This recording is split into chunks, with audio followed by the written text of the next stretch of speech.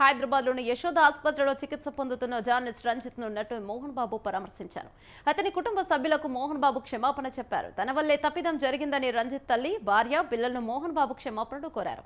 గాయం బాధ ఏంటో తనకు తెలుసునని, రంజిత్ తొందరగా కోలుకోవాలని అన్నారు. తాను ఉద్దేశపూర్వకంగా కొట్టలేదని రంజిత్తో మోహన్ బాబు అన్నారు. తన వల్ల జరిగిన తప్పిదానికి క్షమాపణలు చెబుతున్నానని మోహన్ బాబు చెప్పారు.